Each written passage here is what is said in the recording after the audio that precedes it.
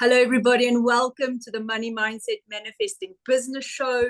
Today, we have got something extra special for you. We have got Kristina coming in to talk about menopause and how to eat. Yes, it is on a Money Mindset Manifesting Business show, which sounds random, but I know there are a lot of female entrepreneurs that struggle what to eat during menopause. I'm putting on weight, all the things.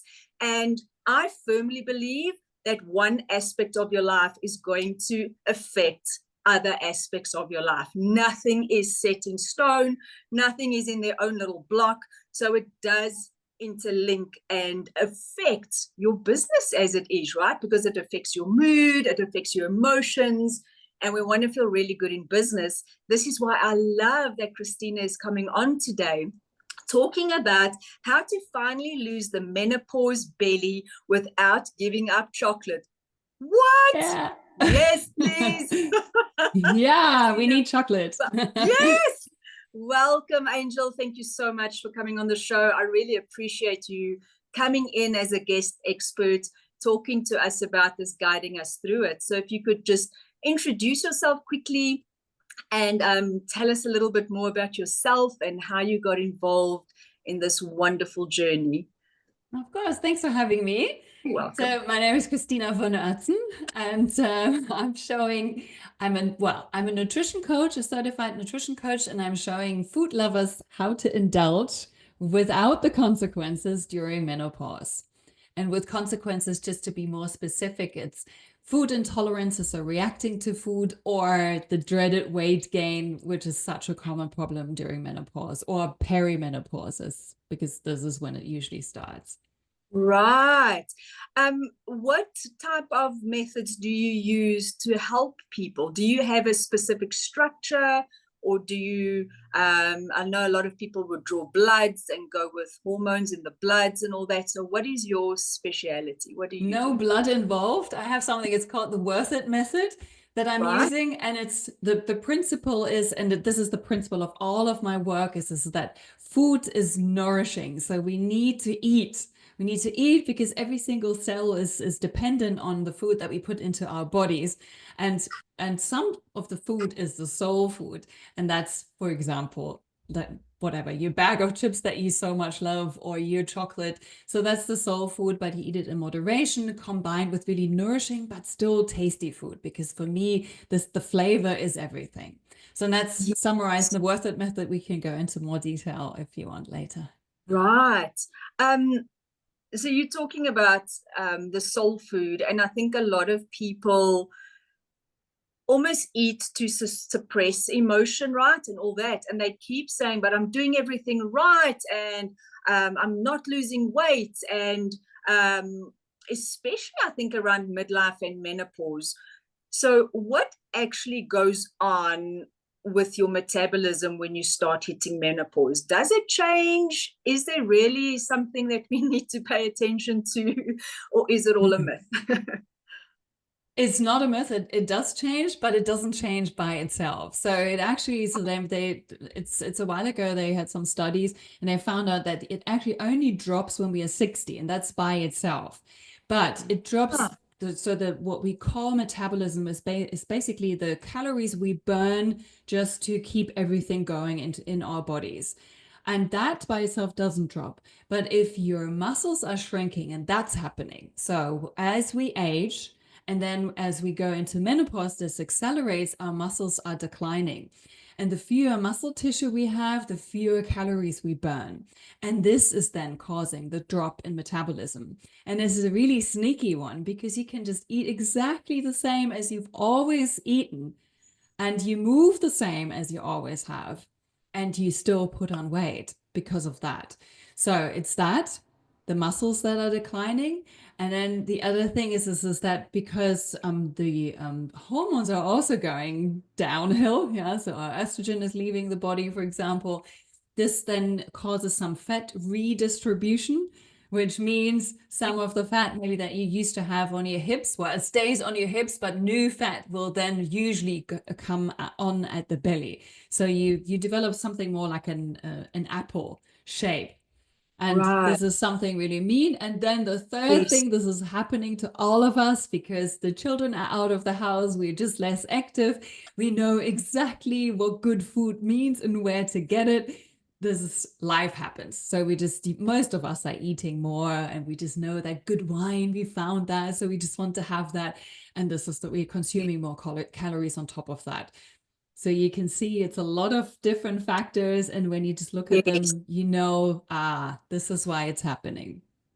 So the belly fat that you spoke about, does that have to do with cortisol, the stress hormone, or is it purely menopause? Like, how does that come into it? And can you actually really get rid of belly fat in your midlife? Whatever that means, right? Well, as I always refer, midlife is usually like whatever, 40s, 50s, 60s. That's like the midlife, because I'm believing that we're going to get old. We are the Yeah, generation that's probably easily reaching 100, so maybe even more. right, So that's right. what's midlife. And yes, you can do something against belly fat. So it is, as you were right, it's related to cortisol, but it's also related to our dropping hormones. So when they drop and we no longer get estrogen from our ovaries, your body is looking for a replacement source. And it finds that, funnily enough, in the active fat cells that are around your visceral fat, so around your belly. It's a different kind of estrogen. We have 3 different types, and the really good one, the high quality one, comes from the ovaries, but we're no longer Right, getting that unless we right. are on HRT. And then it's not so good, but still okay estrogen, and that's in fat cells. And this is why we then start accumulating it around the belly. So it's not just because of that. The other thing is a stress. So, and this is something it's just so common. I think it's also like it's our times. We're just Yeah, constantly stressed. There's always way too many things that we want to do. And yeah. then I think as a woman in midlife, we might still have children that we have to look after. And then there's our parents that are starting to get old. And then most of us have a job. So all of these things, and then people just looking at us the whole time, to mom or your wife, yeah, do it. Yeah. And this is why we're stressed. So you have constantly cortisol, and when you have cortisol in your system, this is when you're gaining fat. And so a really good thing to do, because we are all interested, what can we do against it? So the Yes. most important thing is to relax. So we need to relax. We need to really see what are the sources of stress. We need to realize it's mainly a perception. So when you're stressed, this is you, and only you think it's stressful. Maybe Yes. someone else thinks Yeah. nothing to get stressed about. Well, dirty dishes in the sink. I Yeah. can relax Yeah. on the sofa, but you can't. You're just stressed. So think about this, which doesn't mean putting the dirty dishes away. It could be just being a little bit more creative. So who can help? Yeah. Maybe you can delegate some things. If you're in an office, maybe there's someone else who can do that particular job, so that it's not you always doing it. So really be creative in how you can delegate, and then just get yourself out of the stressful situation by just doing something nice. So really embrace me Mm. time.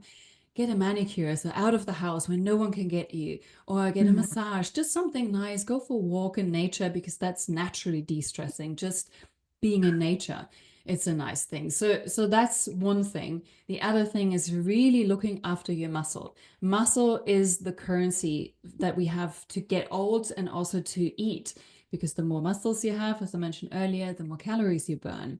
And it's Right. also reducing cortisol, is helping to reduce cortisol and counteract that. So if you're working out and really with the focus on building muscle, so something that feels hard with resistance, that's definitely helping as well. And the last thing is sleep. So really, sleep is the thing. Yeah. So we really need to prioritize that. And there's just so many things that come to mind. Most of that get in the way is your phone. Yeah. So all of us, we just glue to our phones until late. And then maybe you're just a fan of some show that you watch on TV, and you just think, just another one. So Yes. I'm really consciously working on that myself, because I know well, it is a struggle for me too, but it's also for my clients. So this is the one thing I always have to remind them just don't do that. It's not worth it. This next episode, you can watch that tomorrow. It's just, if you are tired, so if you feel you're tired, that's your cue to go to bed. And then don't take your phone, maybe just listen to something if you need some kind of entertainment, but don't look at a screen so that you can sleep. And if you had a good night's sleep, this will make all the difference at the next day. Yeah, it's a lot to do with managing your mind as well. Like really understanding your brain just wants to be in a routine of, now, for example, the sleeping, watching more shows or scrolling social media, and Yeah. managing your mind. You know, just like, okay, if I do this, this is the consequence. If I change the action, this is the benefit. So really, I think being mindful, being aware of your patterns and what you're doing. But also, I was just thinking as you were talking, that a lot of the time, even after dinner, just before bedtime, you want to go and snack, right? You're in the pantry, you're going, oh, I want to eat something. Again, just understanding the patterns, what your body's going through. So it's really lovely how you can help them through that. I think it's such a lovely process. I love that you brought up the muscle mass. Like going into my 40s, I just suddenly noticed how many women, especially online coaches and that, actually take up exercise. And it's not just walking or running. It's not just those things, because everyone's like, oh, if I run on the treadmill, I'll get thin. And this whole wave of information has come. No, if you can do muscle training exercises for a fraction of the time, you'll actually start losing not only belly fat, I suppose, all round. So that's quite interesting. It's so lovely to know that that's actually a thing. That and it is a thing. Oh, so and it's really important, and it's worth your time. And as you so rightly said, so if you have the choice between an hour of running or on the treadmill or 20 minutes weight training, absolutely go for the weight training. And just there's so many things that I want to comment on that you mentioned. So there's this misconception, and this is mainly when I start talking to people, this is where I unravel it. So they think they need to go like excessively working out. So go running, for example. Running is like one of the worst things you can do if you want to lose weight, because when you're running, your body optimizes your metabolism, and because it sees you're needing more calories, it's preserving more calories, and it can down regulate your metabolism. So just imagine that. So you're burning fewer calories because you're running every day, thinking it's something good, and you're losing money, not money, hopefully not, muscle, but it's almost like money. So you're losing a muscle. So then it goes further down. So that's one thing. The other one is this eating after dinner. This is like, this is usually when the gremlins come out and we're just like, oh yeah, I just fancy some chocolate. It's just so interesting to if you just listen to yourself and think, okay, so why it's like whatever 10, why do I want to eat something? Oftentimes it's because you're tired. So your body wants some energy because you're still sitting there doing something. And this is your cue to just go to bed. Yeah. So don't go to the sweets cupboard. Go to bed. You're tired, and then you can just sleep that craving away, and it definitely works. And then once you've done this a few nights, your body will no longer crave that, because it's a little just mini habit change. Just get through it like mindfully, like thinking about it consciously for a few days, and then it will just get much easier further down the line. Yes, you see, this is what I'm talking about, becoming aware of why you are doing the pattern, why are you in the pattern, and then how to break it. So it's so lovely having someone like you on to explain to the audience and myself, this is why you will be craving at this time of night. I love that. That is the awareness that is so important when you start managing your mind and thinking through, okay, this is a pattern, why am I doing it? I think it's fascinating. So if we have to talk about, you mentioned like what to eat and that, there's so much confusion around it. And I have got a funny feeling, hold on, your worth it method. I've got a funny feeling your worth it method is going to kind of answer this question for us. How can women confidently make really good food choices versus going on a strict diet that just irritates them and overwhelms them and frustrates them. Because, I mean, as you were mentioning, we are in a society, and it's just that time of in our lives where we really are busy. You've either got a business or you've got a job, and it's a family, and it's yourself, and it's everything. And now you still have to go on a super strict diet that irritates you and depletes you, and you crave everything. So if you could talk about your Worth It method, because I've got a feeling that it's going to just tie in beautifully, just to help the audience as well with good food choices. Yeah, I mean, the good thing about the Worth It method is it's a flexible eating framework. So that just shows you how you can balance, as I said earlier, nourishing meals that really think of food as this is giving you all the vitamins, minerals, everything that your body needs to thrive. So that's the food that is coming in. And then you balance that with intentional indulgences. So just like if we just keep it simple and say 80% of the time you're just eating food that you know is absolutely good for you at this stage in your life. And the things to make sure is to say you eat enough protein. So if you've been following those fitness influencers that are working out all the time, you probably notice that they're also eating a lot of protein.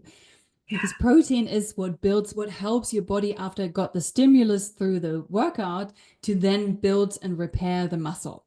So we need to have protein at least 30 grams per meal. And that is a lot. It is really a lot. It's worth that every time you have a meal that you think about, okay, where does the protein come from? And the easiest one is I'm sorry for all of the vegans, but the easiest one is from animal. Yeah, so because this lucky is they majority, a minority, but yeah, animal, sure.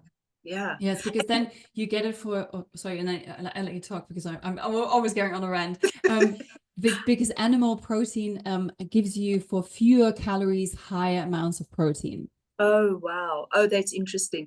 So now just to simplify for people watching or listening, when you say 30 grams, can you go with a concept that it's your palm, that size? Is that I always say like a fist size, roughly. Okay. Yeah. Perfect. Yeah. Because, I mean, to go and weigh 30 grams is going onto that strict diet thing, and it's just a nuisance, right? So it's so lovely to know. It's absolutely.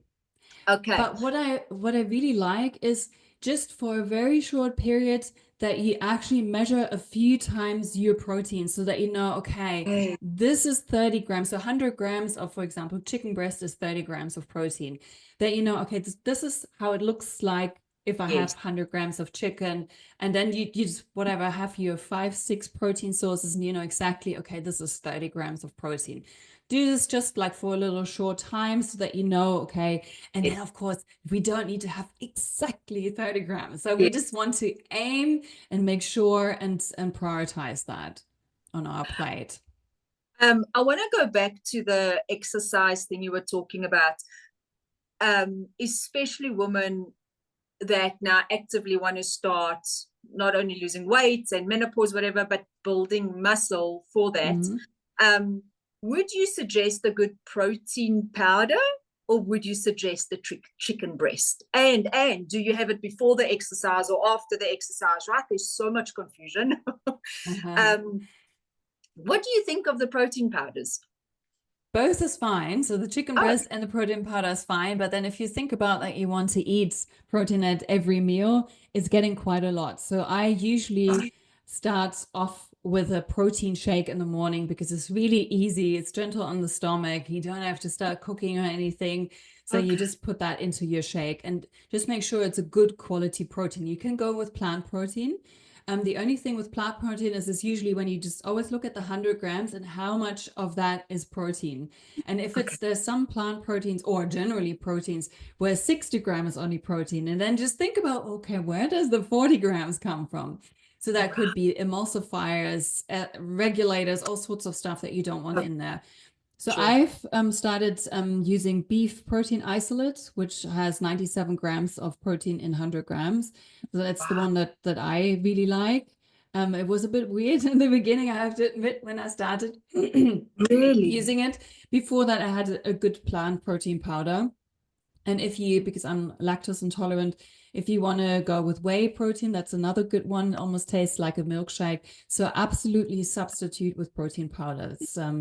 I find this the easiest way, to I really can reach your be so target. honest with you. The thing I hate the most about protein powders is how sweet it is. I'm a very salty person. Give me cheese and crackers anytime and I'm happy.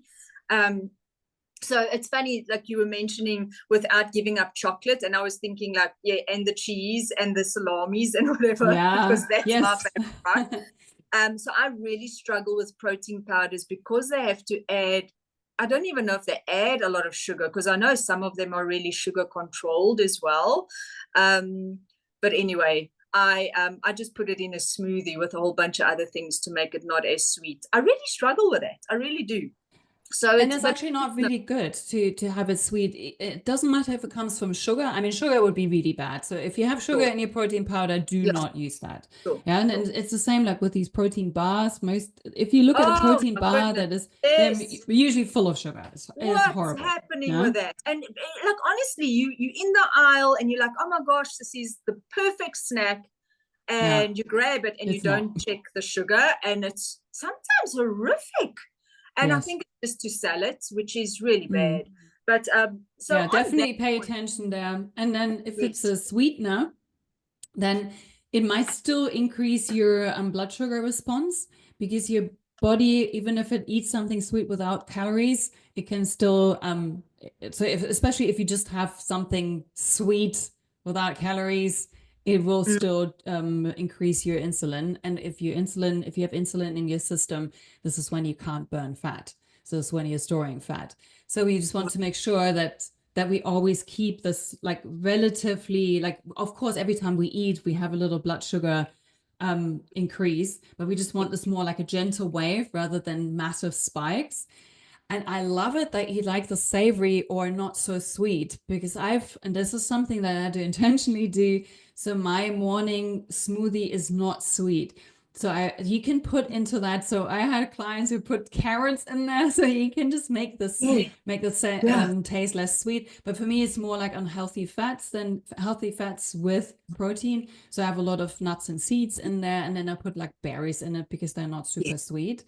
yeah. For the people who like it sweeter, they usually put banana in, but there's also a Yes. nice trick. Yeah, Mm, you can, if you buy bananas that are still green, you can put them in there, and then you've got your fiber, which is another important thing in midlife or menopause. Then you've got your fiber, but without the sugar. So the greener the banana, the higher the fiber. The browner it is, the higher it is in sugar. At the the sugar. end, it's just sugar. So we Yes. want to have a slightly unripe banana if you want to have that in there. But that's, Okay. again, you do this for a few days, 4 or 5 days, and you no longer notice that. At the beginning, it might be, ooh, it's not so sweet. Yes, But especially if you love the sugar and the sweetness. Yes, you're right.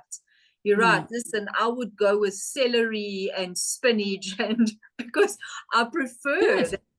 Yeah. And then, just to almost disguise the protein powder, especially if we only have chocolate protein powder, which my husband loves, and I'm like, no.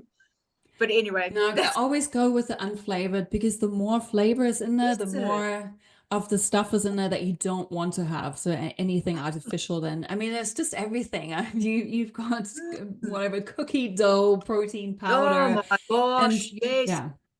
Yeah, I didn't realize they had unflavored. I'm definitely gonna keep an eye out for Mm, that. Yeah, yeah. that would be so up my alley for sure. Um, Quickly before I forget a question, you were talking about the chicken breast, right? Hmm. How important would it be for women in menopause, midlife? Listen, I'm not in menopause yet, so I'm going to throw in the midlife all the time. um, how important is it to have cooked meals? Because if I have to think back on my childhood, there were only cooked meals. We might have had family members over maybe once a month, and we'd have fish and chips or Mm. something, and it was such a treat. But I think in today's society, it's so easily available, all the fast foods and all the other things.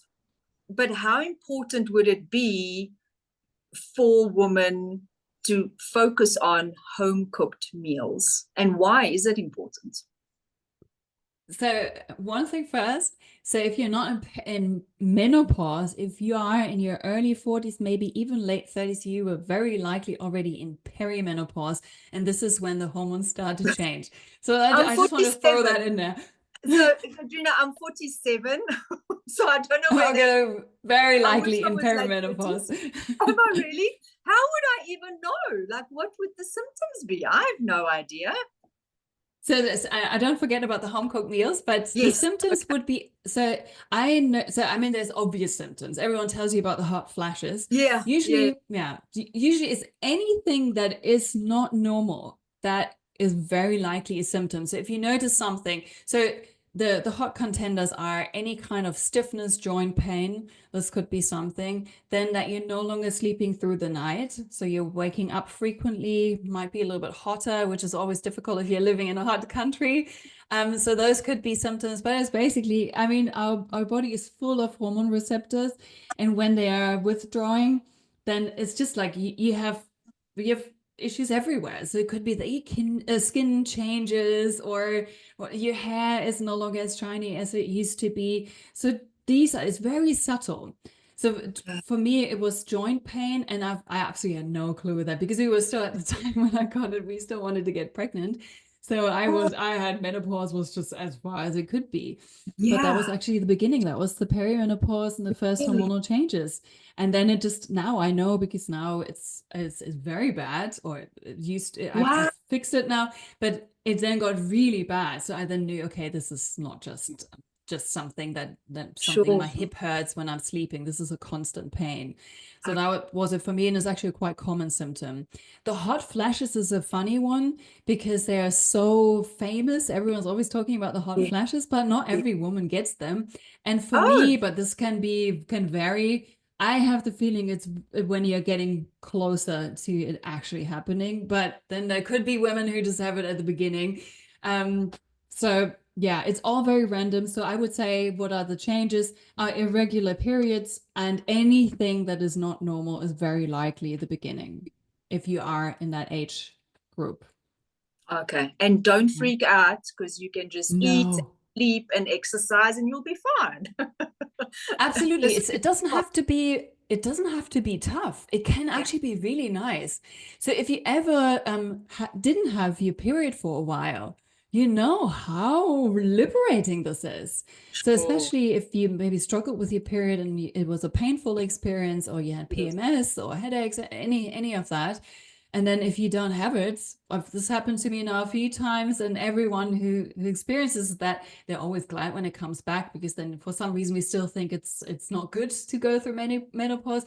But that is then the beginning of a life without periods. So we are on a constant level. We can absolutely do plans. We are no longer surprised. We don't have to carry tampons and everything with us. It's not going to ruin our outfits.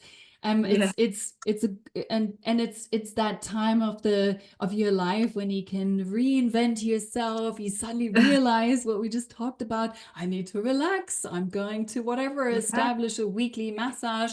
So it can be an amazing chapter. So don't fear it. It's okay.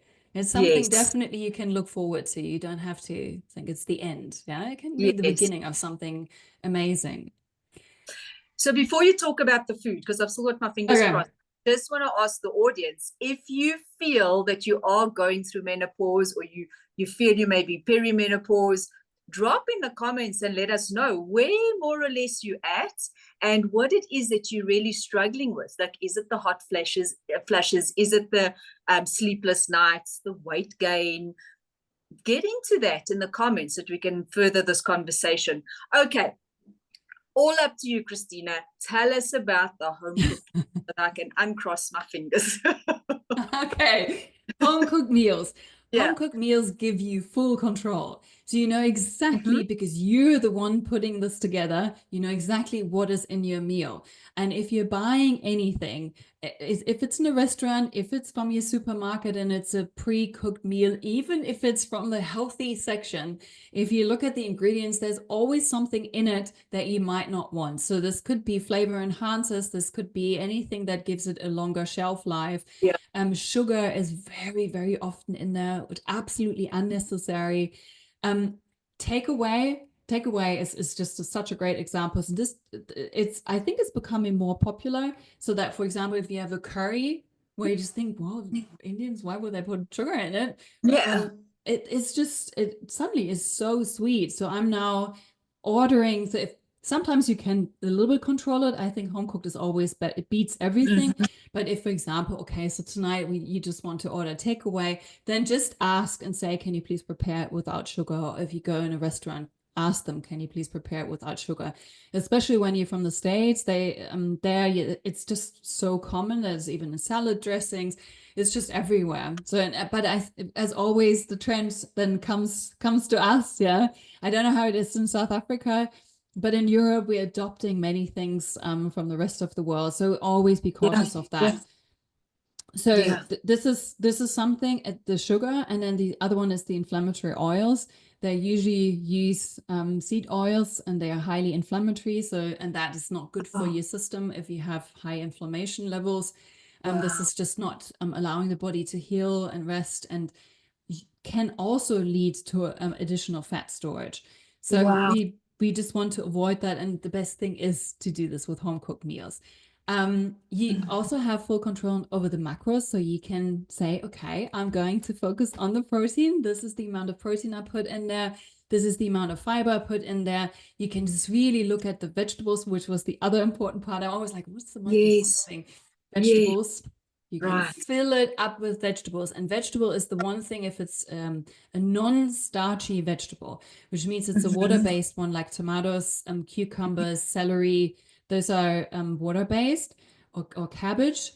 You can eat as many as you want. So if you're still hungry, then you just load up on that. Everything that is starchy is a little bit like a sugar. So you just want to go easy with that. So potatoes, sweet potatoes. Yeah. Okay. Yeah. So, and pumpkin, some of them. Yeah. So just be careful with that. And so you have control over that as well. You can also look at your portion size, and then it's just the easy thing to just, you don't need to eat everything. If we always have the tendency, especially in a restaurant, to eat the whole plate, even though it's huge. Yeah. And even though you had a starter and you're going to have a dessert. And if you're at home, it's just so much easier to say, come on, we just leave that. There's still something in the bowl. You just put this in the fridge and you have it another time. Yes. Yeah, so important. It's so true. I very often just don't finish my food, because when I get to a point, I'm like, no, I'm full. I don't need the last 2 bites. And my husband's like, it's 2 bites, have it. I'm like, but I don't want to. Oh, why? And he really struggles to like understand that concept. He's like, I'll have it. I'm like, okay, but you don't really need it.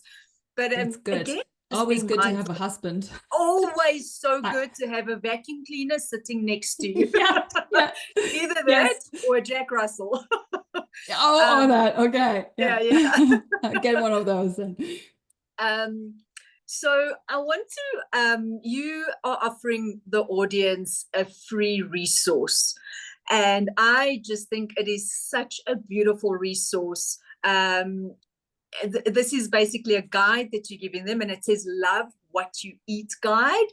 And it's a little booklet that summarizes your Worth It method. Tell us a little bit more about this resource and what people can expect when they click the link and download this little booklet. So I explained the Worth It method and the concept. So how to balance nourishing food, what qualifies as nourishing food, and then what is the treat, what to think about when you choose your treats. So, but they can be actually everything. So they can be cheese for you, but then how you balance that in the best way. So I explain that in detail, also like the symptoms and the struggles that we have in menopause. But what I think where it's really, really handy is I have a mix and match guide in there, or a system where you can it helps you put together healthy meals where you have exactly the protein, the fiber, the vegetables, and a little bit of a portion of carbs. And because that's the number one thing for anyone who prepares their food themselves, is that you're just always thinking, oh, what should I cook? Yeah. So, and then Yes. you just have loads of inspiration in there. Oh, So that definitely download it for that at least. Yeah. I love that. And then how can people work with you? What do you have available? I know you spoke earlier before we went live about a new membership you are launching, which sounds Yeah. absolutely amazing. Tell us about this. So as of today of the recording, I'm launching my membership, and this has been a long time in the making, and it's based on that I've noticed that even if people are doing my programs, and I have even a way to include the program for a lot less than a gym membership. So you can enter it at 49 euros, and that's the first level of the membership, and you will get my weight loss program with that included. Wow. And what I've noticed is that people just need a little bit more support once they finish the program. And this is exactly what the membership is about. So we have weekly accountability calls where you can call in, just say, okay, what I'm planning this week, for example, I just want to go to bed when I'm tired, which is usually around whatever, 10 p.m. You share that with the group, and then next week we hold you, or during the week we hold you accountable, and next week I check back in with you and say, how did that go? And that little knowing that there's a whole group of people that are waiting for you to share is Yeah. powerful. Yes. We also have Q&As, so you can ask all of your questions that you have. And there's many questions. I mean, we know this is an endless topic. If you go to weight loss or stress or sleep or hormones, there's just so much that we want to know. And the what I call is the chocolate box of addition is that I have guest expert speakers on various topics that I have once a month, and they just talk about like related topics. Could be about fashion and how you style yourself with a powerful wardrobe, to an interior designer who tells you how your interior design affects mental well-being, to the next one coming up is a back pain specialist if you're sitting long hours. So all of these topics that interest us at this stage of our life, and I'm very excited about this whole thing. So I'd love to see your followers to join the membership, because it's going to be fun. All the links are below, people. Just scroll to the description, go and click all the links. Lastly, I know you spoke about webinars that you host every month or two. What are those webinars about, and how can people get on the list so that they know it's coming up and they've registered for it?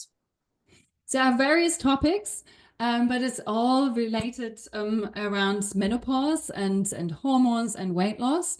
And the best way is to go to my Linktree, and I've got a special section where you can sign up, and then you will be notified about the next free webinars. So they're all free. And usually I over deliver on value, so definitely come and join. Oh, that's fantastic. I absolutely love that. But listen, huge congratulations on your membership. I know the work that goes behind a launch, and just the coming up with the idea and executing the idea and then getting people excited. So I wish you so much abundance on that journey. Thanks so much. Massive congratulations. I'm so proud of you. Thank you so much for coming on. If anybody wants to get hold of Kristina, her social links are below.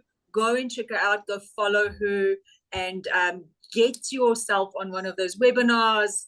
Grab her freebie, get into the membership, really help yourself. There is support out there. You don't have to do anything on your own. If you're feeling miserable, there's someone that can help you. If you're feeling confused, there's somebody that can help you. You just need to reach out and say, please help, guide me, show me, hold my hand on this journey. Let's do it together, because really that is what this empowerment is about. Kristina, thank you so much. It was absolutely delightful speaking to you. You're such a breath of fresh air. I absolutely love your smile. Look at it. Look how beautiful you are. Thanks so much. You said it so beautifully. It was so much fun. So welcome. Thanks and I'd love to me. get up again. Have a beautiful day further. Bye, everybody. If you got any questions, drop it in the comments. We will for sure get back to you on all your comments and your questions and everything that you're confused about, and all your wins. Tell us if you have a lovely recipe to share with the rest of us. I mean, even that will be great. But love you madly and have a beautiful time. We'll see you next time. Lots of love. Bye, everybody.